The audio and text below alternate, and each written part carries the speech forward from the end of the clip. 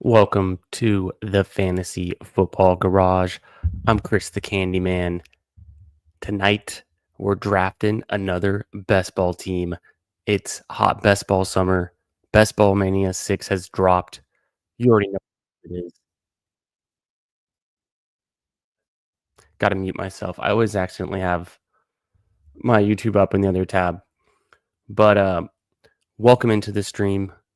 Get comfortable. It's time to draft another best ball team. And just a little reminder. If you're not subscribed to the channel, you can't be in the circle of trust. Subscribe to the channel. Come on in, get in the circle of trust. You're going to want to be here all summer long drafting these teams with us. It's going to be a good time. Without further ado, let's hit the intro and get into one of these drafts. But overall, it's like the guy can ball, like actions speak louder than words.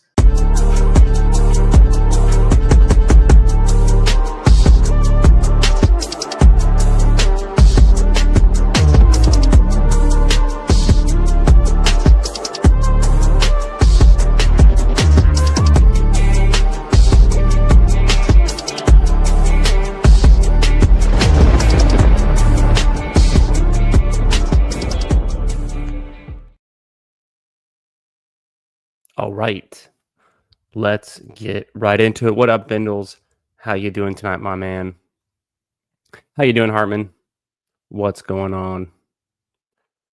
I think I do want to get into another Best Ball Mania 6 draft. I haven't done one yet today. I think it'll be my 8th if we do end up doing that.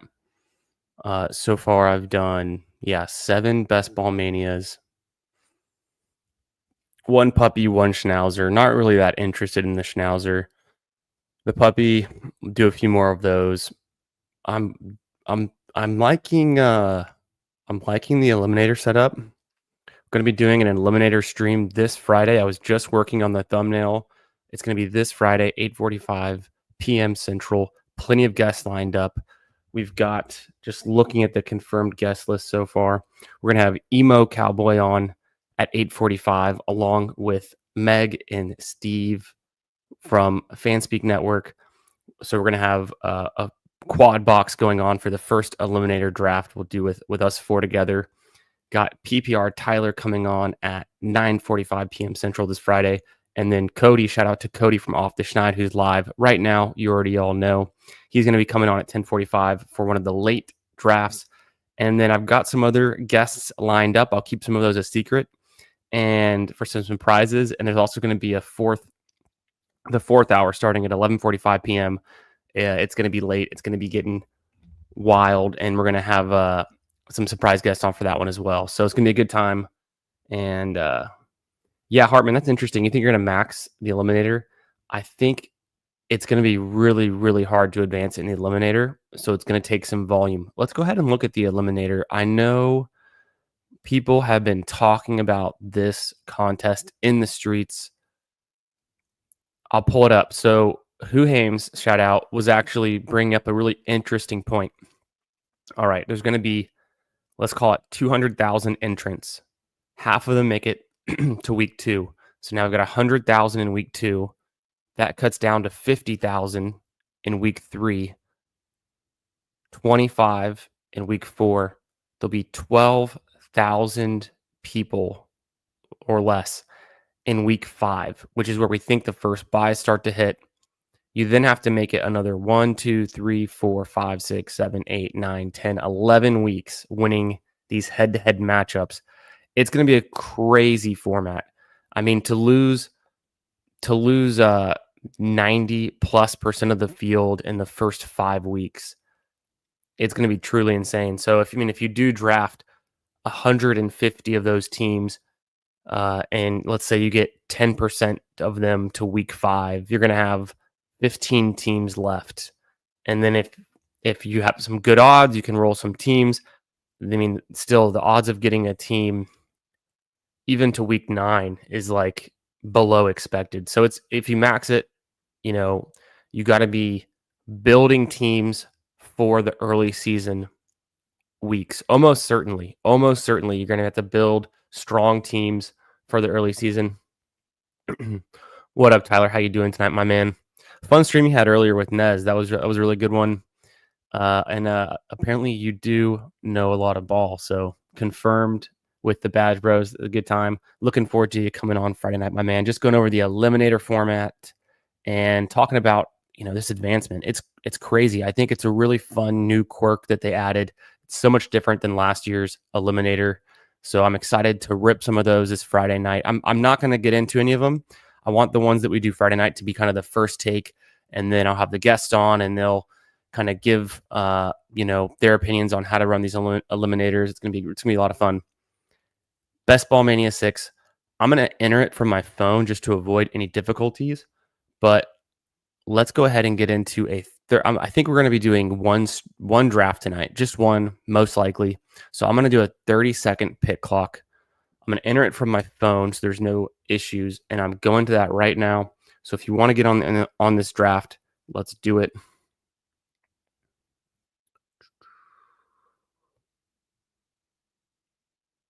All right. 30-second pick clock. Best Ball Mania 6. I'm entered. 7 more to start. I'm curious also to see how long it takes to fill that one. The last couple of nights doing the 20-second pick clocks, they filled pretty fast. And let me go ahead and show that on screen now that it's active. 7 people for this one.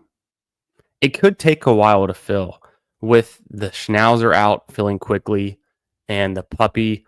I mean, look, so Best Ball Mania, I know it was 1% filled. Now it's 2% filled. We're doing good. Let me pull open the puppy and see how far that is. The puppy is already 7% filled. I'm a little surprised how fast that one's filling, actually. But you get some more people who are coming back to the platform and drafting on the dog app for the first time this summer. They're going to be jumping into puppies, most likely. A lot of my other friends who are in the dynasty streets, but maybe not best ball degens like some of us. They favor the puppies, from what I'm hearing. The Schnauzer is 14% filled. That's really surprising to me. I did one earlier today. I don't know. I don't love this contest.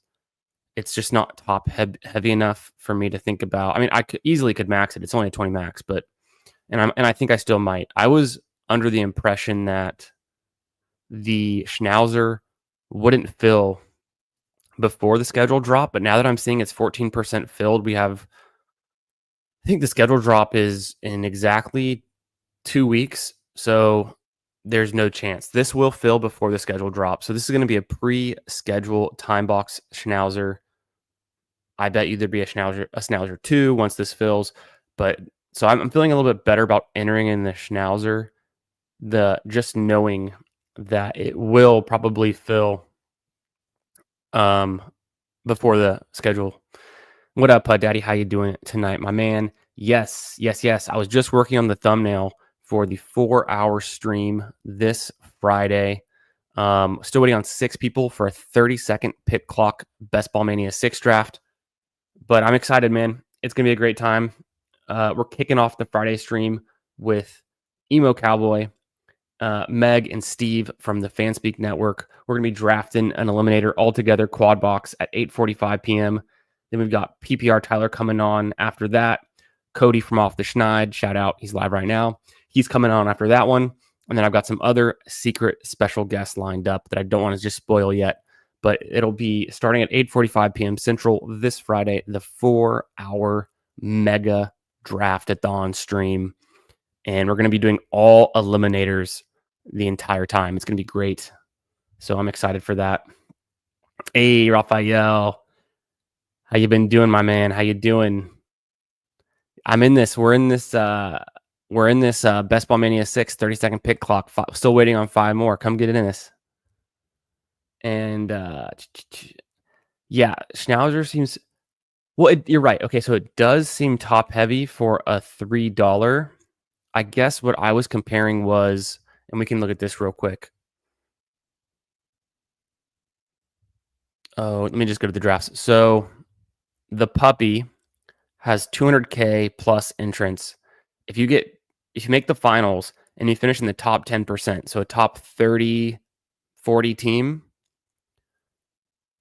you're making, 2,500, and to max it, you got to go 750. So that's pretty tough. On the other hand, I guess because the Schnauzer, yeah, it's a $60 max, right? So if you got in the top 30 to 40, you're making 10 times. So it is top heavy. Okay.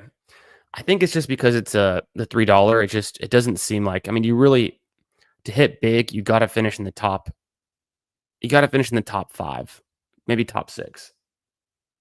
But you got to have a high placing finish in the Schnauzer to take home a big bag. The puppy, you could still take home. Well, I guess it's somewhat similar. 10th place is not bad, but ideally you'd want to, yeah. So I could be wrong on how I'm looking at that one, but I'm just the Schnauzer. It's the $3. I kind of want to multi-table it is what I'm saying. So I'll probably do those off stream. Well, I don't know. Could do them on stream. Maybe if it's the right timing. Like, I don't know if I'll be live streaming tomorrow night just yet. Definitely be here for Friday, the Friday 4-hour mega stream starting at 8:45 p.m. Just got done promoting that, and that's going to be all eliminators. So there'll probably be a stream next week where I want to cool off of Best Ball Manias, and we'll multi-table Schnauzers. I'm sure it'll be getting like 50% filled, and it'll be exciting.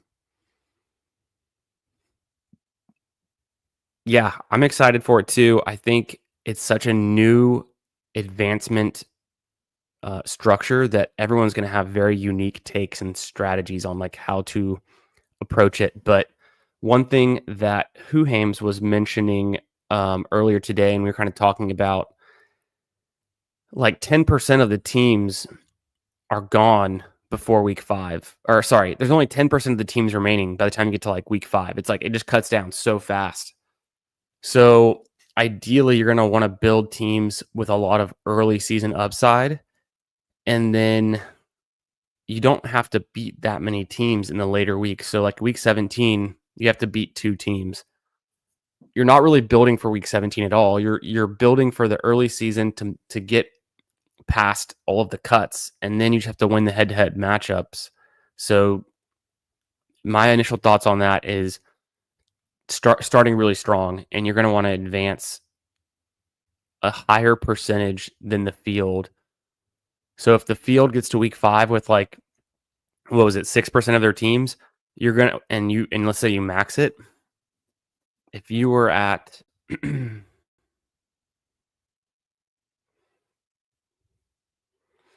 if you were at the field advancement rate, so still waiting on 2 more for this 30-second clock Best Ball Mania 6 draft.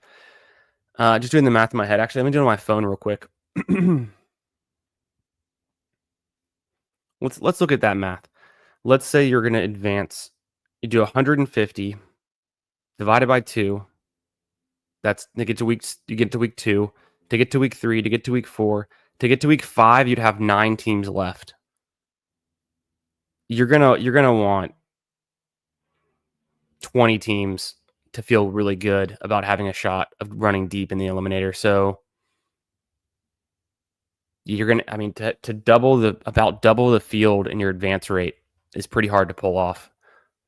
We'll have to think about how we can build teams, and that's from a maxing standpoint. It's going to be a tough one.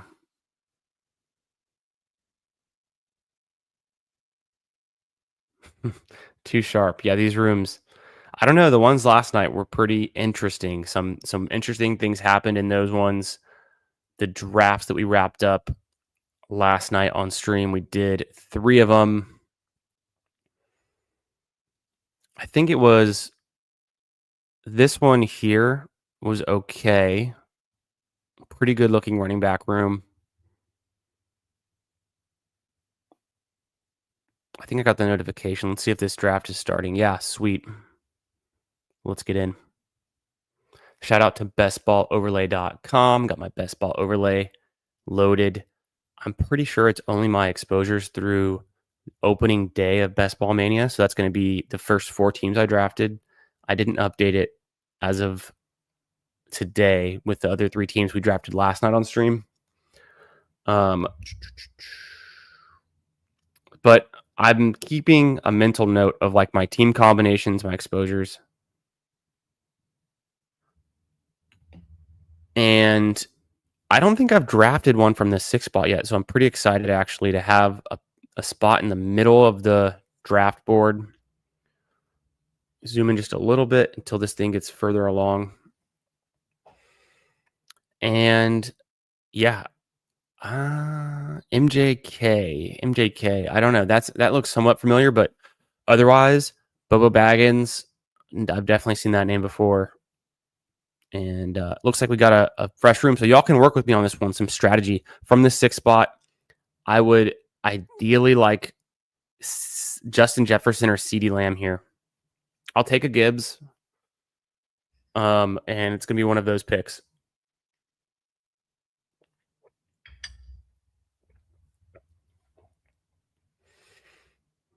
Let's see what we got. The 30-second pick clock to me, now that I've been training on these 20 seconds, it feels like an eternity. I like it. I feel it's very relaxed. So I'm kicking my feet up, drafting CeeDee Lamb. Boom. Let's keep it going.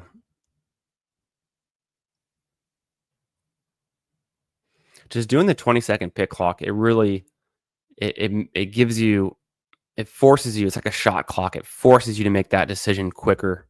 You got to think ahead to your next picks. With the 30-second, you can just scroll the F down. You can look through everything. You can really make sure you don't miss out on Keon Coleman in the 11th round. Make sure you don't miss out on DeAndre Swift in the 9th round if he's still going there. But yeah, how are you guys doing in your dynasty rookie drafts? I'm interested to know if you guys have started any of those. I'm in the middle of one right now. It's 8-hour pick clock, and I had a lot of draft picks. I made a good amount of trades in that dynasty league. I traded away. I had the 105, 205, 305. I traded away the 405. I got back the 203, or no, the 204 and the 212. And so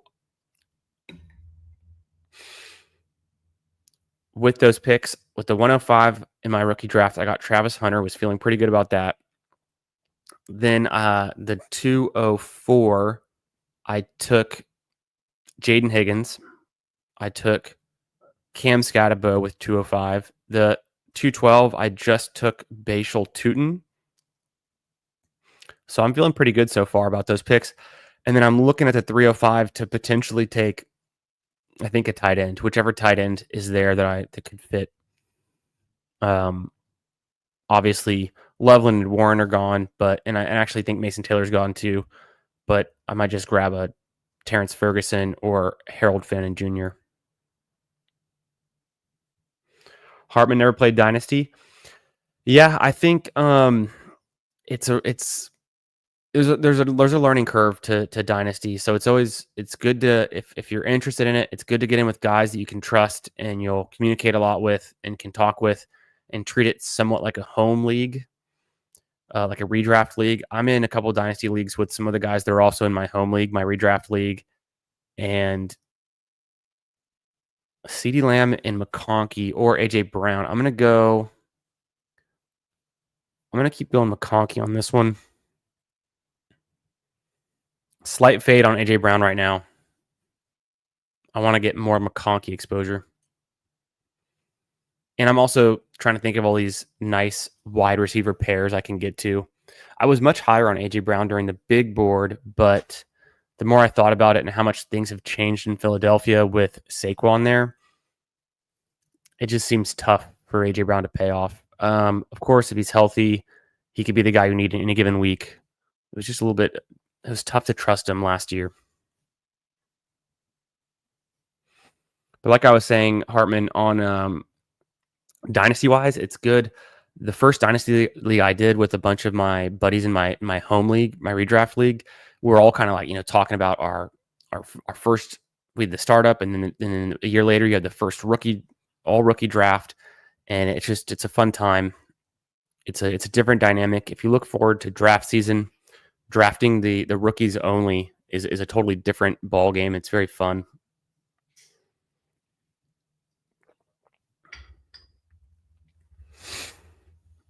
All right. CeeDee Lamb and Ladd McConkey, I'm going to want to be in a spot where I can get Herbert and Dak Prescott, and I don't think it'll be that hard to pull it off. So I'm going to be aiming for the QB pocket in rounds 10, 11. Might be the kind of team where I want to grab an elite tight end if I can get one. Trey McBride went so early. If I can be in a spot to get Kittle at 54, it would be a steal. Maybe that's what I'll wait for. Otherwise, I'm going to hammer these running backs and wideouts early. And I'll just see. I'm going to see who comes back to me at 43. I've got some ideas on how I could set this up with pick 30.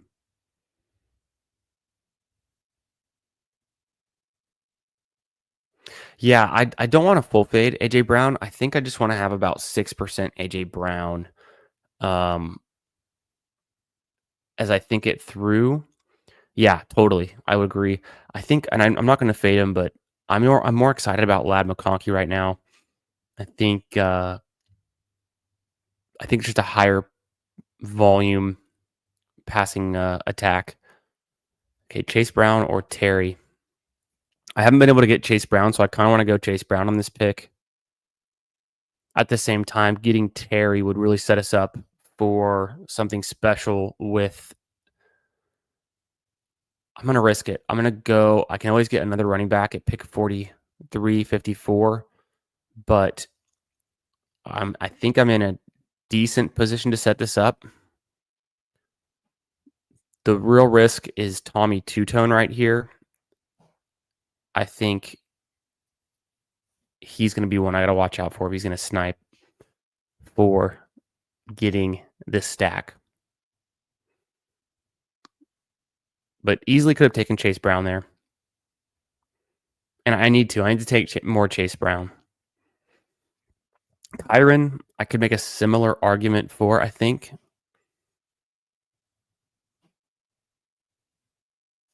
I've been seeing DJ Moore go more around range like pick 40, honestly. So we keep saying it like over and over. Are the Bears the 2025 version of the Texans last year, the wideouts?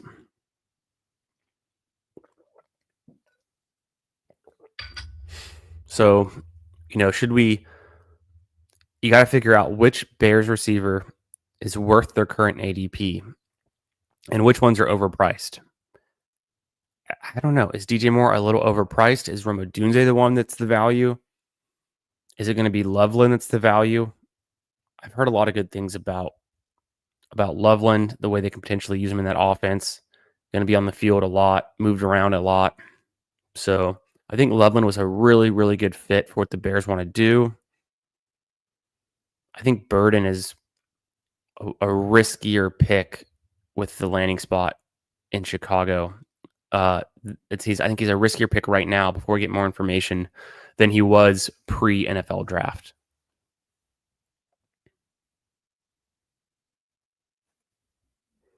What do y'all think about the Bears? Do you have any strong feelings about if there's the 4 different targets, including Loveland, the 4 different pass catchers? Are you in on all of them? Are you going to fade some and not the others? Because last year, I think a lot of us in the best ball community were all in on the Texans wide receivers. At least I was too.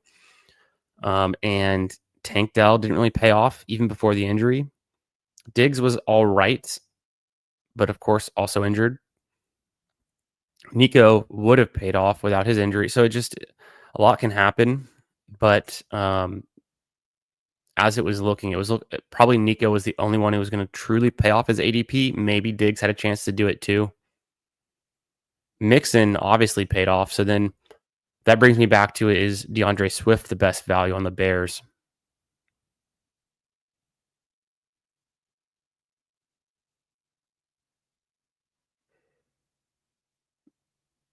getting Lamar Jackson and Zay Flowers, that's a interesting start.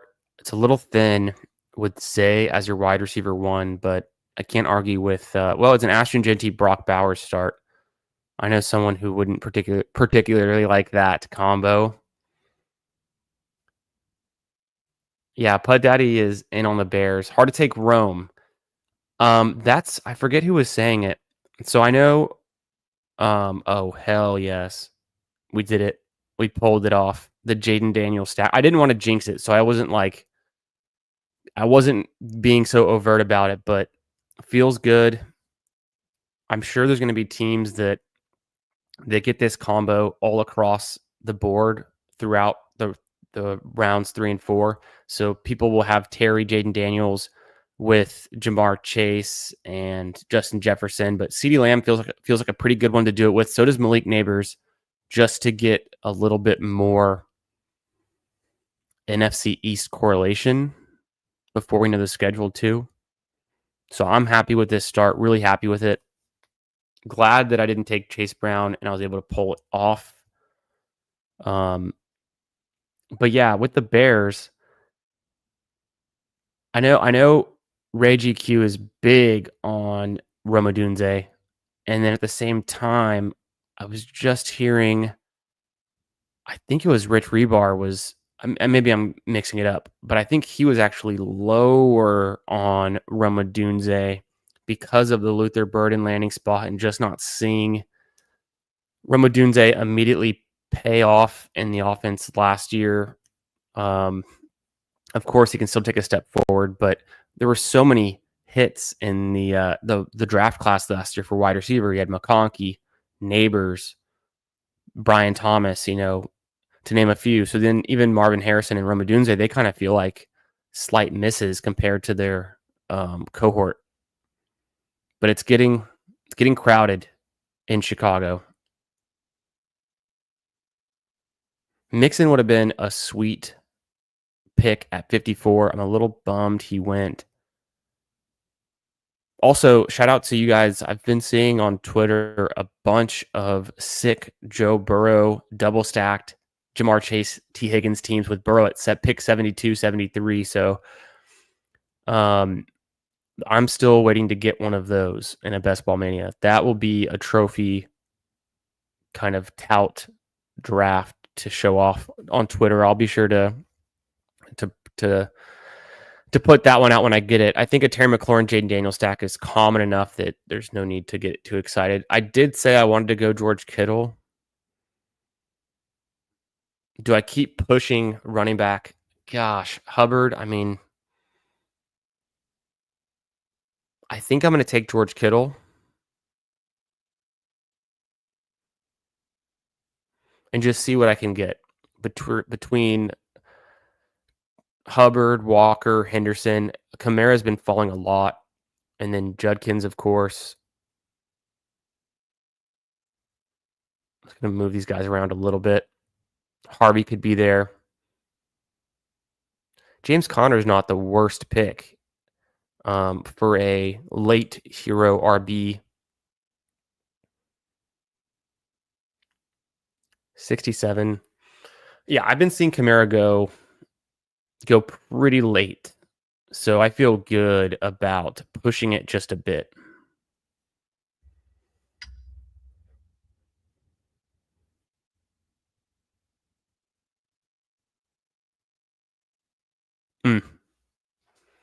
What do y'all think?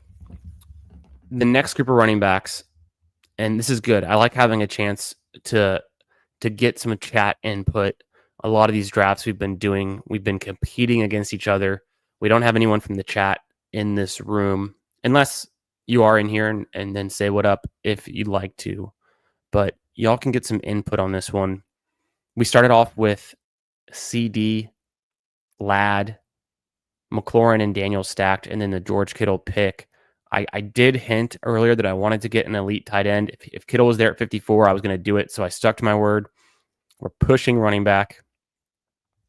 Not necessarily a 0 RB build yet, but it could turn into one pretty quick if RG Harvey's going to go pick 61, if Kamara's going to go 60.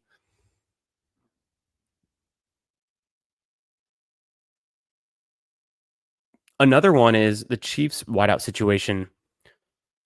I think I drafted a lot of Chiefs teams last night and over the last 2 days in Best Ball Mania. I'm feeling good about Rashee Rice and Xavier Worthy's ADPs where they're at right now. What are y'all's thoughts? Are you willing to pay up for Worthy?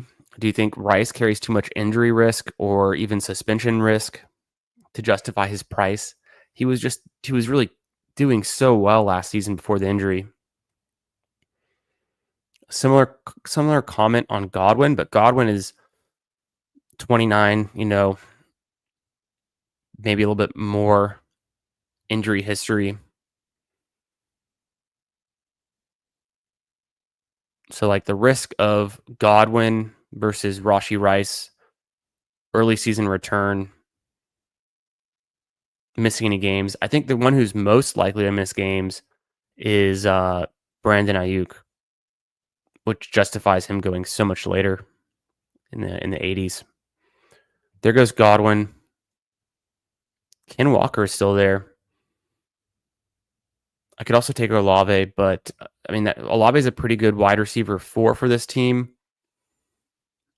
I think I want to get Ken Walker before it gets too late. If Ken Walker didn't get injured last season, he could have put up some numbers. He had 46 receptions in 11 games started.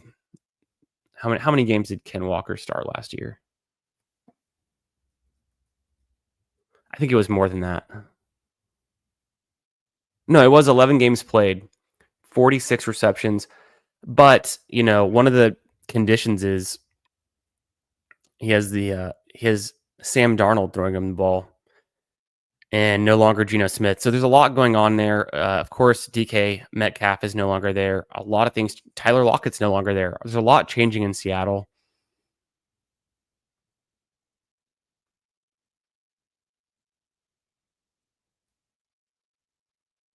Yeah. QJ's still there. I know what you're saying. Yeah. But of course, yeah, Judkins is going to go. I feel good about Walker there. I do want more Quinshon. Big Quinshon Judkins fan. Y'all see the intro clip. One of his 3 touchdown runs in the Natty against Notre Dame from the championship game. Because what was that 3 months ago? He's just powerful runner, nose for the end zone, can handle the workload. So definitely a guy I want more of. I think Kenneth Walker could be in a slightly, I don't know. Are the Seahawks going to tank this year? Are the Seahawks like the worst team in the NFC West? Could be. So maybe the Browns end up being a better team and scoring offense to be on than Seattle. I'm not sure yet. I actually want to look up the O-line. Do I have it here? Yeah. Let's see if I can figure this out before my next pick. Probably not. The O-line, according to Mike Clay's ranks for his units post NFL draft, he's got the Seahawks with a 4 out of 10. Terrible O-line. It's good to know. I think I already did kind of know that. And then the Browns. I'm looking. The font is so small. I need to get this blown up a little bit, get a better reference sheet. I'll come back to the Browns. I bet their O-line's better than that.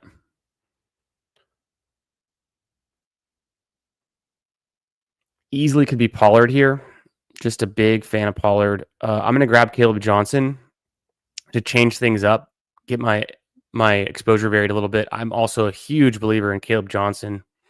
I think he can handle a huge workload, be a workhorse back for them, put Jaylen Warren out of a job.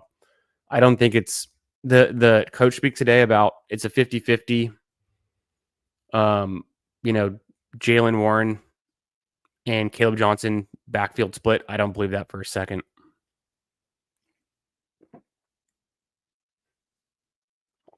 Are y'all still in on Jaylen Warren? But Pollard comes back around. Lock it in. Swift might be there. I really need to get another wide receiver sooner than later. It's drying up quick. And I've already positioned myself to want to take either Justin Herbert or Dak Prescott. It's looking more like Dak Prescott the way we took Jaden Daniels early. If I can get Prescott at 126, or I could do something. I could wait even longer on quarterback. Really push it. To the later rounds. Grab a value there.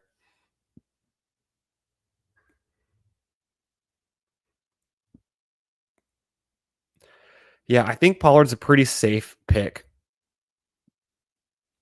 They're gonna want to run the ball a decent amount with Cam Ward under center.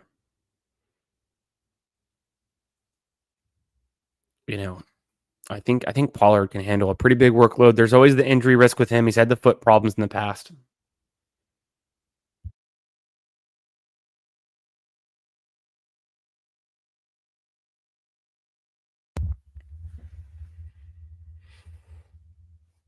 Loveland goes 87. That's crazy. Okay, there goes Pollard. That's there was hope for a while.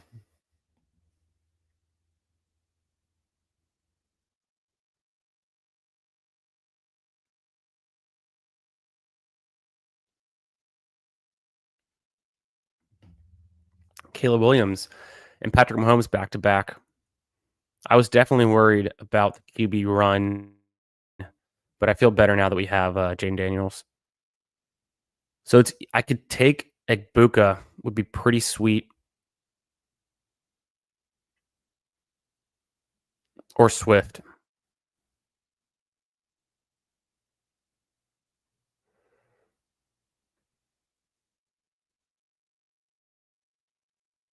I'm gonna go Egbuka. I think he was actually a really good fit for Tampa Bay. Who knows when Chris Godwin's going to come back, what level he'll be able to come back at. Egbuka was the best run blocking wide receiver in the entire draft class. He did it at Ohio State. One of the reasons why we have Quinshawn and Travion putting up numbers, game by game, is Egbuka blocking for them, leading the way. I think the Bucs are going to use him in a very similar way. You can move him all over the formation. I'm excited about Egbuka. In at price tag 91, we're getting a value compared to where he was going during the big board. I think he's still a good pick. I think I'd rather have Egbuka than Darnell Mooney. Swift goes, would have been nice, and there's small chance that Swift came back around. I feel pretty set with Ken Walker and Caleb Johnson so far, but I needed to get that fourth wide receiver before it got too late at this point in the draft. Yeah, nice. I read your mind, Hartman. I didn't pull it up quick enough, but I knew what the right choice was. Jaden Higgins. Sometimes I see Higgins go very early, pick 97. Other times he can fall just a little bit, but I think he's also a very interesting pick. The Texans took him with the second overall pick in the second round. He's explosive. He's he's going to be opposite Nico Collins. He could be a big hit year one. Good for best ball. I need to get more Higgins, build out some more Texans stacks. Haven't done a ton of that so far. We had one of them last night that was that Nico team. I think if I'm remembering correctly, it was last night we had a Nico team with Stroud. Pulled it off. Of course, Baker was taken right before my pick. So I'm not really in the market for a quarterback here. Even at pick 10, I might not be interested. That would be my chance to get Herbert stacked up with Ladd. But Brian Robinson would have been a smash pick at 102. That's honestly would have been ideal. Even if it was between Brian Robinson and Swift, I think I would have gone B-Rob there for the team level correlation. Seems like a pretty good value. Purdy, it's just too early. I obviously could go Purdy. It's too early for me to go back to quarterback. Trey Harris is intriguing. It's a bit early for him. Some people don't like Trey Harris as much. If I took Trey Harris, I would really hope. Okay, I'm going to do Trey Harris, and then I can hope on Herbert being there for the double stack, and if not, get Dak much later. I don't feel strongly enough about Pacheco to take him there. I like Cam Scotabo, of course. Big fan. I think it's a safer pick to I don't know. Is it a safer pick to go Trey Harris? The hit rate for Trey Harris could be a little bit better than Scotabo year one. I don't. Is that true? Well, Trey Harris is going to be on the field. Can Scotabo get on the field over Tyrone Tracy? Probably. I think so. And then I'm really just going with the fact that I already had Ladd, and I kind of want to do a double stack with Herbert. If I can pull that off, would be sweet. It's a slim chance because people will take unstacked Herbert and then try to backstack him with like Quentin Johnston, Mike Williams. So I'm not that hopeful, and I don't need Herbert on this build because I got Jaden Daniels. So let's do a quick review while we're here. Last couple picks: Trey Harris, Mika Egbuka, Caleb Johnson. So 3 rookies in a row after starting off with CeeDee Lamb, Ladd McConkey, Terry, and Daniels stacked, and then George Kittle, Ken Walker. One of the things I was mentioning before we started drafting Best Ball Manias on Monday night, and Keon goes pick 111. I mean, this is not the Keon build for me. Herbert goes, of course, Purdy goes. So, that's all right. We don't need Herbert. We've already got Trey Harris and Ladd McConkey. We're still leaning into the Chargers offense. I should have known, though. But the thing I was saying before we started drafting these Best Ball Manias, one of my strategies that I'm really leaning into is aiming for those risers from these middle rounds, round 7 to kind of 12, 13 range. That's where these new players, these rookies, or some of these veterans like Brian Robinson or DeAndre Swift, they're going to continue to rise. So I just go Tootin there to get different. I don't know if I want Charbonnet on the same team. Too early for anyone there. And then I'm not going to take Najee. Not going to do it. Even though I've already got the Chargers going on, I really don't like Najee's floor. He could have such a low floor. I can't take Najee at 115 even. With Hampton there, I just think Hampton is so good. So I'm going to go Tootin. It's a little bit of a reach. Otherwise, it would have been Charbonnet. I don't necessarily want Charbs and Ken Walker. So another rookie going very rookie heavy. But that's kind of ideally what I want in these middle rounds. Like I was saying, guys that can really jump up the board and like a Bucky Irving kind of, Ladd McConkey, guys that we're going to be drafting super high next year that are in the middle rounds this year. That's the inflection point on the draft capital value curve. It's in these rounds and moving up from a player that should be drafted in these rounds to 20, 30, 40 picks ahead of where they're going right now. The rookies in rounds 18, 17, they just really, sure, one of them could be a Puka Nacua and pay off in a huge way, but just the hit rate is so much smaller. It's almost at this point in the season, it's worth avoiding some of them to avoid the dead roster spots. A guy you think could be the RB2 ends up being the RB3, RB4, or the wide receiver you think can come in and have a strong rookie season ends up being a Troy Franklin and really doing nothing when you could have had, who knows, Ladd McConkey. I'll take Dak. I'll take Dak if he's there. I'm fine with it. And I don't know if there's another pick. Yeah, another one. I think so too. I think it could be a really fun combo.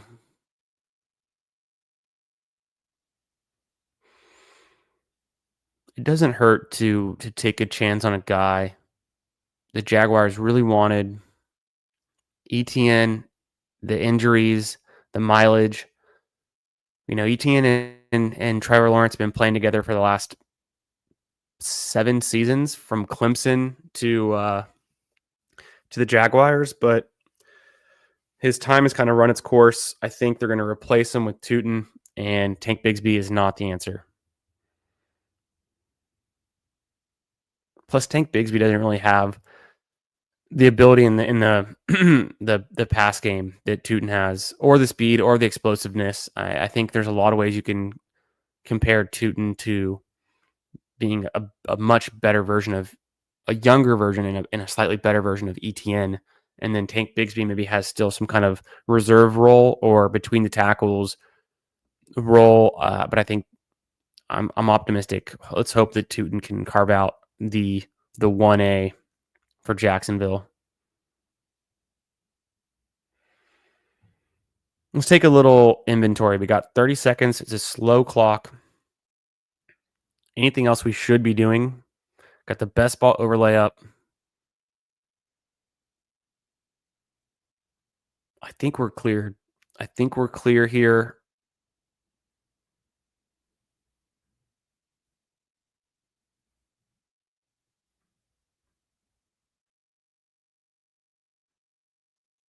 Yeah, Javonte could be nice.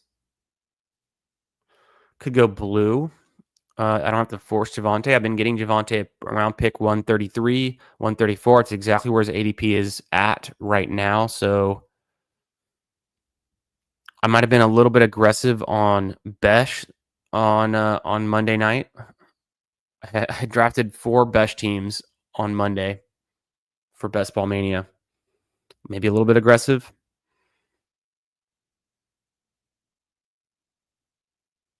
Fergie Ferg could be a nice piece.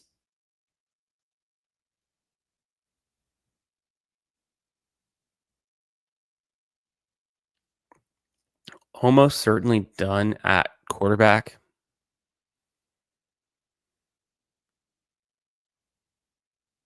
Yeah, I think it's gonna be. We need to pivot back to running back. I don't know that I have to get Ferg on this team, and sometimes he can fall too, especially since I've already locked down Dak. People are somewhat less willing to draft Ferguson. And then if I can, I'm obviously thinking, well, Ferguson goes 132, so scratch everything I just said. And Besh goes 33, so I'm not so wrong after all. Interesting.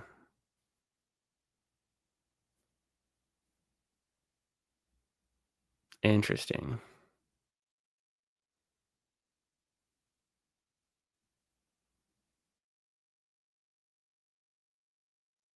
Tolbert could be there for the Dak double stack. Around, I'll take Tolbert 163 or 174 in a Dak build, easy. I don't know about Turpin.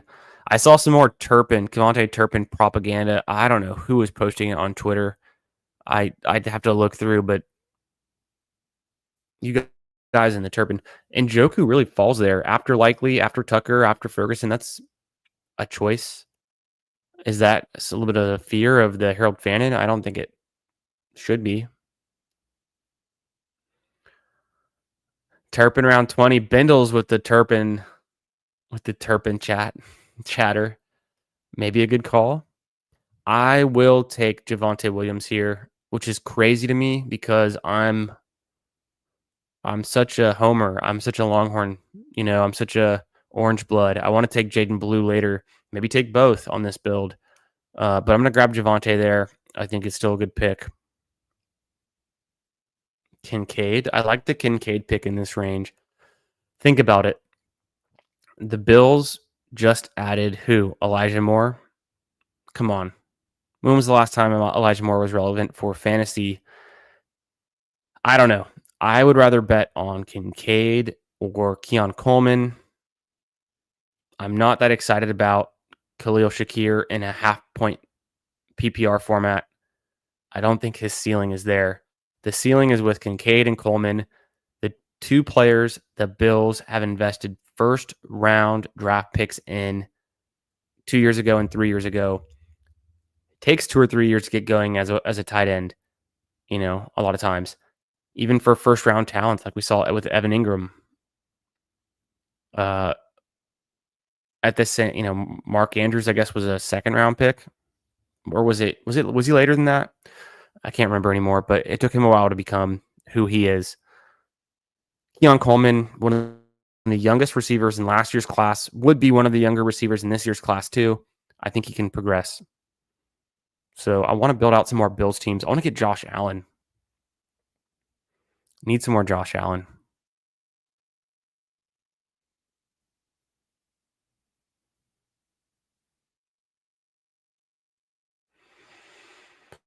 $13, $14, $15, $16. So 6 picks left.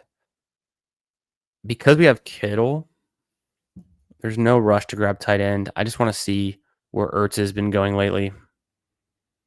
71. So yes, okay, Bindles. I knew you'd come in clutch. It was I was gonna say it was Sam Sherman with the Turpin propaganda today, but I could not definitively remember. Kraft slipping a little bit. I think Kraft could be a good pick too.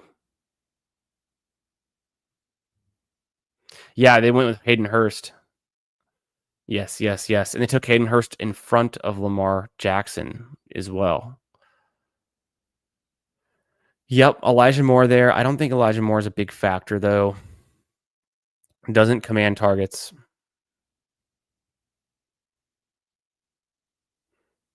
This room, we still need a running back. Feeling pretty good everywhere else. Is this a Trey Benson team? If I wait a little bit longer, Blue will be there. Algier. Of course, I love taking on Tyler Algier. And then the Ertz stack. Eckler late could be fun.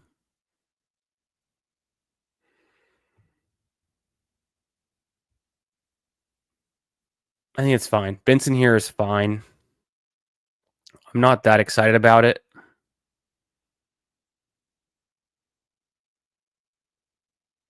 I was really underwhelmed by Trey Benson last season. I hope I don't regret that pick. Okay, well, yeah, just underwhelming. James Conner held it down all season long.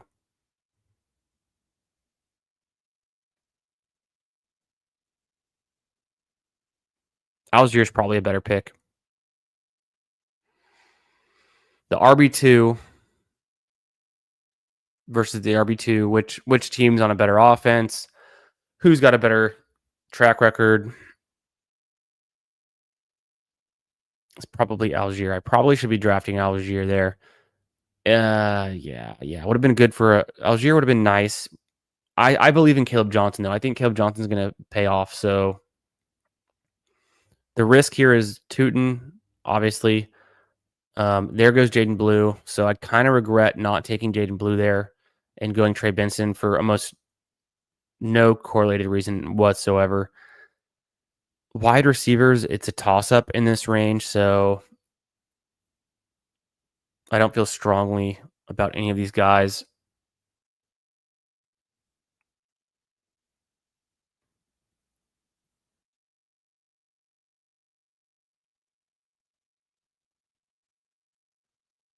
It'd be weird to take Quentin Johnson on this build. It just would. I think it's one too many Chargers receivers. I'll keep the guys I've got. Okay, what are the odds? Pick 63. Let me go back to the board. A lot of picks just went off that I don't really care that much about. 63, 74, 87.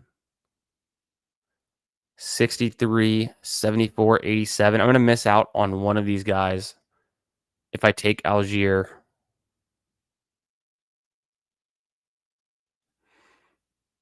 Maybe Ertz is the one I need the least. Because he's a tight end, I've already got the elite tight end. I wanted Algier at the last pick. I'm gonna take him there. I feel good about that. Kind of looks funny going 2-6-5-1, but smash first 3 wide receivers and then 2 upside rookies. You got to finish out the room. Probably could be done at running back with those 6. 2, 6, 8, 2. So we need some receivers. And I do kind of want to take Tolbert ahead of Zach Ertz even. Zach Ertz is 34 years old. He had a good season with Jaden Daniels last year. But it'd been a while. Okay, makes it easier for me. That my choice is already decided. So Connor turns 30 next week. Benson, good upside handcuff. I just don't know. What if Benson's not even the guy? Is the problem? Is what I'm scared about. We're assuming that Benson is good enough. I mean, DeMarcado essentially is just as good or better than Benson. Michael Carter still there? He's kind of a nothing. Are the Cardinals a landing spot? Ooh, Eckler would be kind of fun in this build. I don't want to jinx it. I could go 2-7-7-2. Was that 2-7-7? 2-7-2 build. Eckler might be worth it if he's still there kind of a little bit later on. I just got to double check that these wide receivers could handle 7 build. I think they can. I really believe in Egbuka, so I'm going to treat that as a solid 4. Yeah, I need 2 more with upside. Tolbert for the stack would be nice. Otherwise, I don't know if it is a Coker build. Could be Alec Pierce just for an upside spike guy. Same thing goes for. Ooh, this could be a Mason Taylor build. Mitchell, just gonna say. I think obviously Jalen here. And let's see what comes back. What am I forgetting?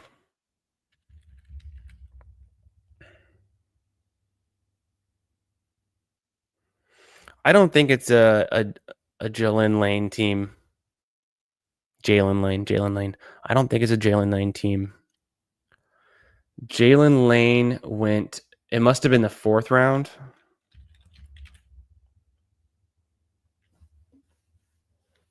Yeah, 4, pick 26 overall. I mean, he's fast. I liked his combine stats. He's a little bit on the older side.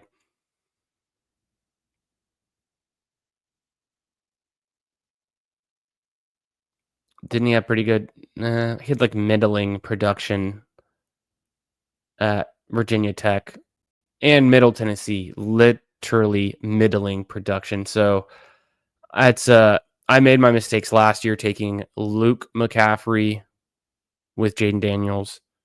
I don't think Jalen Lane. I think Jalen Lane's a special teamer. So no need to get him here.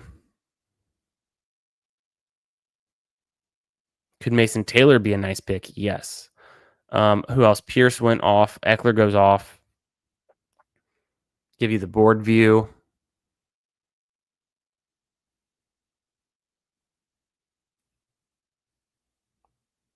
It wouldn't be that crazy for J.K. Dobbins to end up in Arizona with the Cardinals. If they needed the depth, they believe in Connor is the thing too. So they're not necessarily worried about. It would have to be that they really don't believe in Trey Benson for them to bring someone in.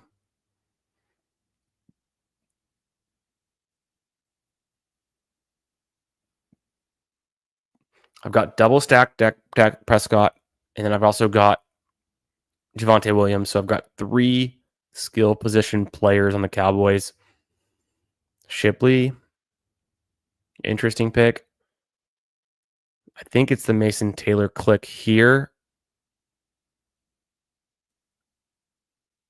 Yeah. I feel good about that. I want to get some more Mason Taylor exposure. Surprised that Hunter Henry's still there. Don't need 3 tight ends in this one. So,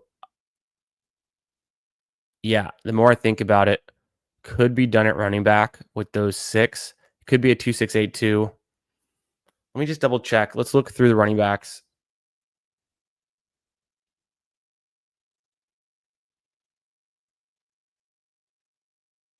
To drop based on ADP, you mean like to rise up the board, or to drop, like to go towards the bottom of the board? Yeah, the sneaky kick. Yeah, exactly. Okay, Mitchell goes too. Interesting. Kind of the guys I was targeting. This could be a Darius Slayton team easily. It is interesting. We've been drafting these big boards, and because there's the 20 rounds, these tight ends don't really make it this far. But Cade Otton been a big faller since the Egbuka news, I guess. Whether it's justified, I don't know.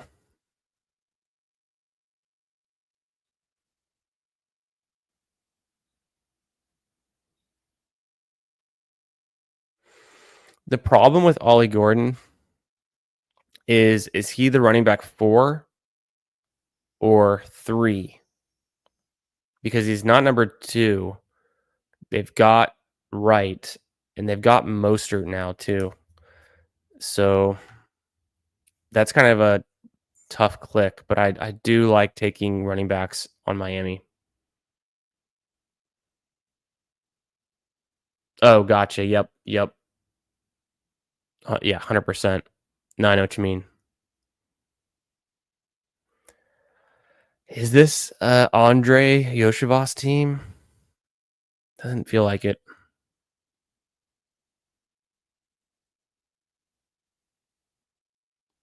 Horton? I've got, could be Savion. This could be a Savion. I haven't taken any Ty Felton or Savion yet. I'm going to go with Slayton on this pick. Just continue to lean into the NFC East. And it's a spike week guy, right?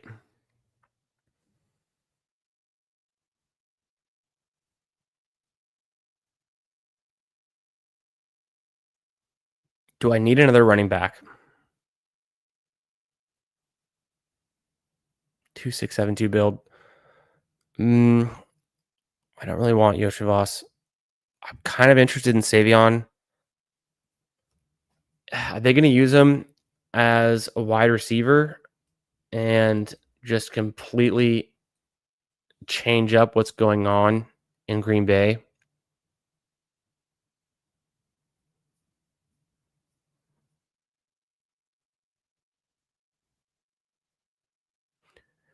He's not even necessarily a deep threat. He does seem like an interesting pick for them. I mean, they drafted him.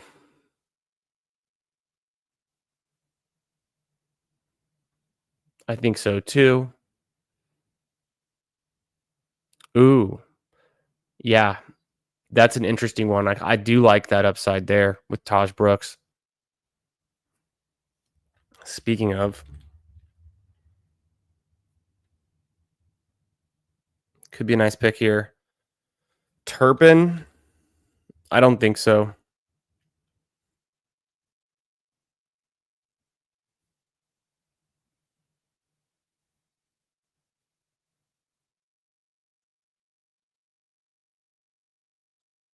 When am I ever going to start building around Seattle that I'm taking Torrey Horton is the question, which kind of just Kind of a not great landing spot for him. I'm not building out these Sam Darnold teams right now at all. Unfortunate. Same thing with Elijah Arroyo. He's a fun click, but I'm not really building out these Seattle teams right now. I need to start building out some more Denver teams around Bo Nix.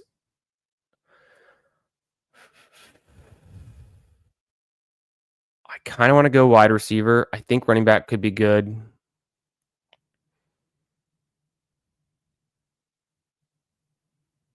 A Ty Felton team. I'm gonna get Taj Brooks. I don't know enough about Ty Felton to feel like I need him. I was probably gonna go Savion. Ty Felton got a little bit of draft capital, just taken, a couple picks after Savion.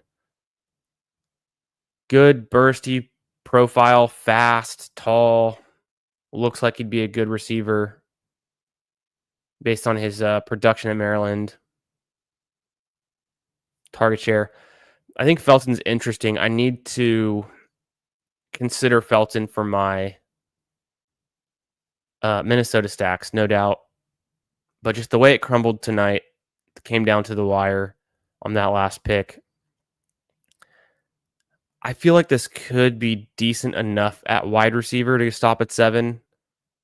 We'll do a team review. Let me know what y'all think. And then for the running back room, it's just getting a lot more upside, having one more stab at having Taj Brooks. I think I drafted him at least once last night. I just, Pud Daddy, you brought it up at the last second, and I remembered how much I like Taj Brooks. I think he can carve out that RB2 role in that offense, and it's an offense that one of the best for fantasy. So that threw me over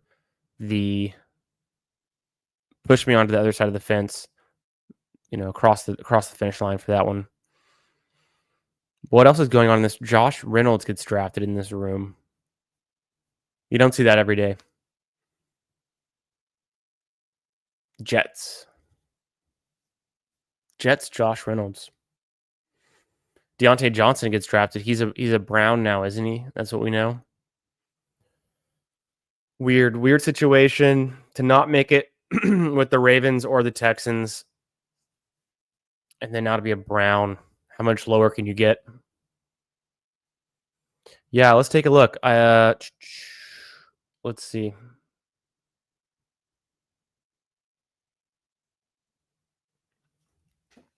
Let's review this one.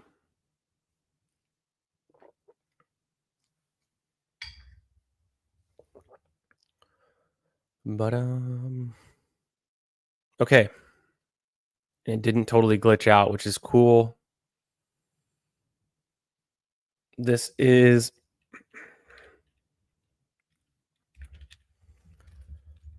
and it was a Dallas. Well, I got 3 skill position players. I'll go ahead and do that. Skinny Washington, Ken Walker the third had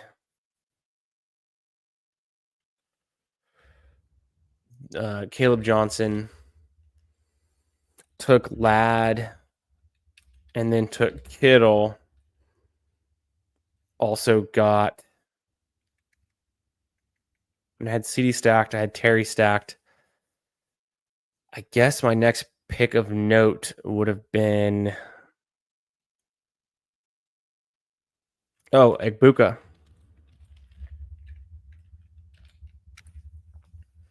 And that's how that one goes. A little bit more descriptive than I've been lately. Let's take a look at what we got. 2772 build. Jaden Daniels, Dak Prescott. Fingers crossed they don't have the same bye week. Running back room, Ken Walker and Caleb Johnson. So 2 guys that can really handle the load. If Kenneth Walker's fully healthy, and how much do they need Charbonnet? So I've thought a lot about that. Also, they just drafted Damien Martinez. I don't know why they did that. maybe just for depth. They're worried about the injuries. Tootin, I've said enough. I think I'm pretty high on Tootin. Williams works with the Cowboys. Benson, I almost regretted this pick. I was still able to get Algier with the next one. So all's well that ends well. Taj Brooks, just a fun another rookie upside. I don't think he's a dead roster spot. I think he is going to make that RB2 role work for him. He's got to beat out Zach Moss. Wide receivers, each of my first 3 picks, so stopping at 7 doesn't feel too bad. Mid-round rookie upside with Egbuka and Trey Harris. Maybe a little bit of reach on Trey Harris, but I've seen him go earlier. Rarely see him go around 120 anymore. But his ADP says that's where he could be going. So I think it made sense. At that time, I was still trying to get Justin Herbert to come back with my next pick for the double stack on the Chargers. So it justified reaching a little bit for him. Otherwise, just the team correlation with McConkey is good enough too. Tolbert double stacked, Darius Slayton for Spike Week, Kittle and Mason Taylor. This one works. I think, draft capital bucket wise, I think the wide receiver room probably 3.5 or 4 out of 5. Tight end, I did get Kittle. Let's say he keeps it going strong. Mason Taylor can be a nice, hit the lineup a couple times. Nice piece. I have to give the tight ends I don't know. You say 4 out of 5 if you get an elite tight end, even though it's not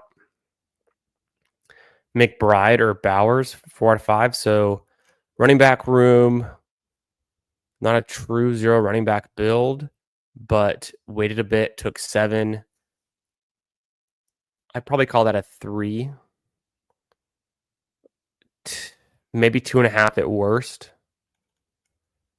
And then Jaden Daniels, Dak Prescott, to me, feels really strong. I'd give that a 4.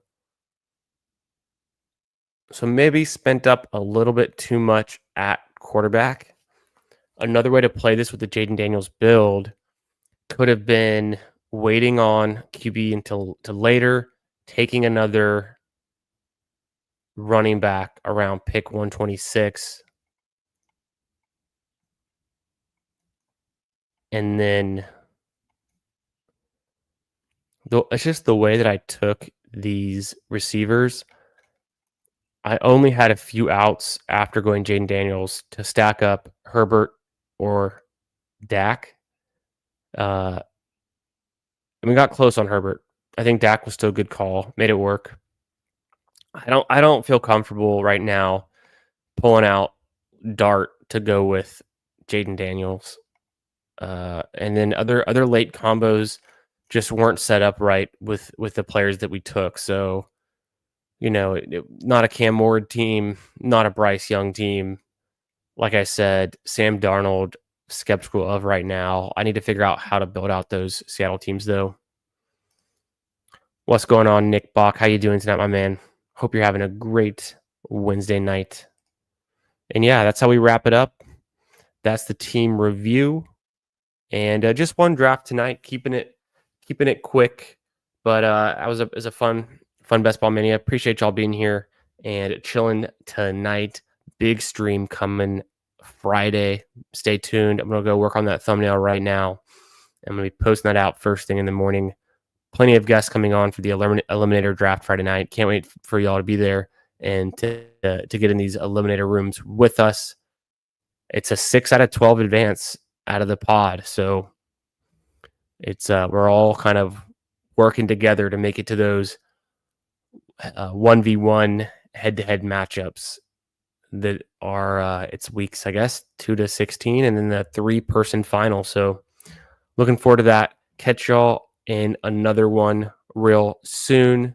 Make sure you're subscribed to the channel. Go ahead and hit the like for me on the way out, and I'll catch y'all in that draft next time. Peace.